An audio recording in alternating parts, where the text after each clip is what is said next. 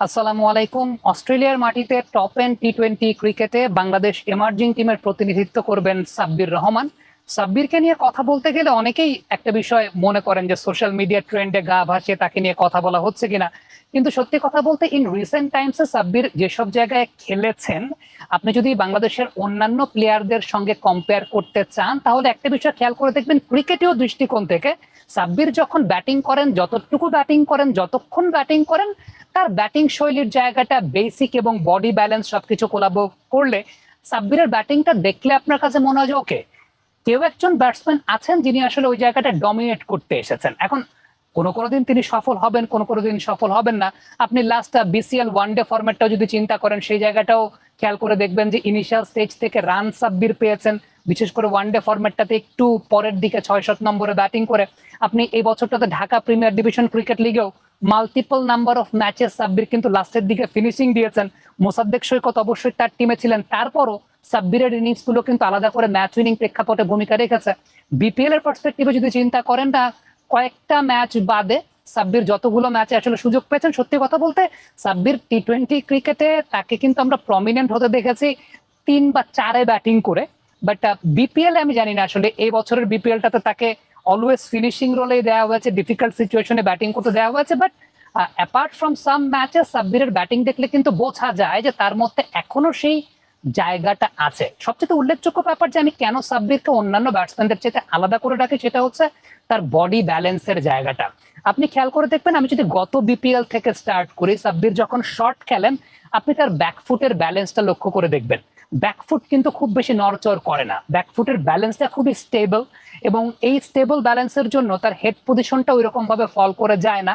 এবং যত শট তিনি খেলেন, ব্যাকফুটের বেস, ব্যালেন্স, এই সব কিছু অন্যান্য যে কোনো ব্যাটসম্যানের চাইতে আপনাকে আলাদা করে সাব্বিরের ব্যাটিং এর প্রতি মনোনিবেশ করতে আসলে বাধ্য করে। ইভেন অ্যাজ এ কমেন্টেটর যখন বিপিএল আমরা কমেন্ট্রি করি বা বিসিএল আমরা কমেন্ট্রি করি, সাব্বিরের ব্যাটিং একটা আলাদা করে দৃষ্টি আমাদের কারে because of his body balance. এখন বাংলাদেশের ইন রিসেন্ট টাইমসে ব্যাটসম্যানদের টেকনিক্যাল ত্রুটি খুঁজতে গেলে অনেক বেশি টেকনিক্যাল ত্রুটি পাওয়া যায়, হেড পজিশন ফল করে যায়, বডি ব্যালেন্স ঠিক মতো থাকে না। আপনি মানে শর্ট খেলার পরে মাথা থেকে পা পর্যন্ত স্ট্রেট লাইন টানলে আপনি ওই রকম ভাবে ব্যাটসম্যানদের ওই জিনিসটা পান না।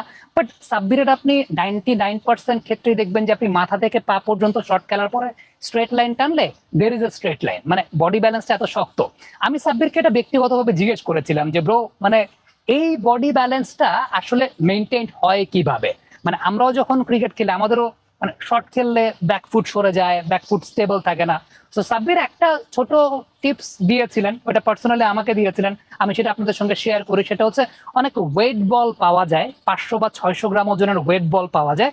সাব্বির ওই ওয়েট বল গুলো দিয়ে অনেক বেশি মাত্রায় প্র্যাকটিস করেন। যেটা হয় কি, আপনি যখন মানে 500-600 গ্রাম ওজনের ওয়েট বল দিয়ে প্র্যাকটিস করবেন, আপনি স্পোর্টস ইকুইপমেন্টের দোকানে এটা ইজিলি পাবেন, তখন আপনার এই বডি ব্যালেন্সটাও অনেক বেশি মাত্রায় মানে ক্রিয়েট হয়।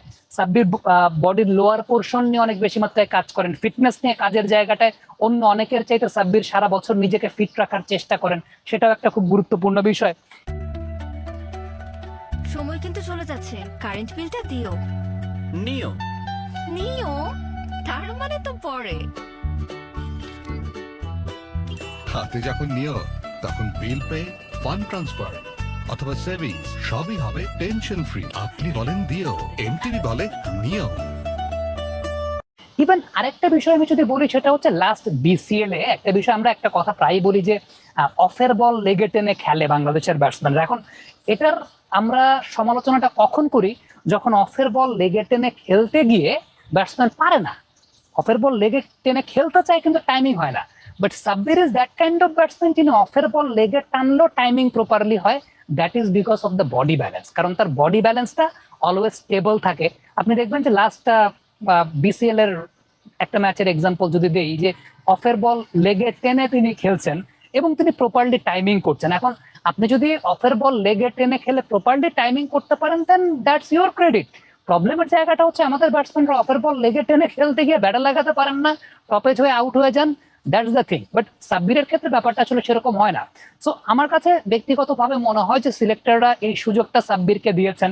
অলদো হি ইজ মানে আমরা একই বয়সী, 34-35, তারপরও সিলেক্টররা আসলে তার উপর ভরসা রাখছেন because of his fitness, because of his body balance, because of his batting স্টেবিলিটির জায়গাটা, এবং সবচেয়ে উল্লেখযোগ্য জায়গাটা হচ্ছে যে মানে আপনি একটা ব্যাপার আছে না যে কোনো ব্যাটসম্যানকে যখন আপনি ব্যাটিং করতে দেখবেন, তিনি 5 রানও করুক 6 রানও করুক, মানে ব্যাটিং এর ধরন দেখলে আসলে বোঝা যায় যে কোন ব্যাটসম্যানটা কোন শেপে আছেন।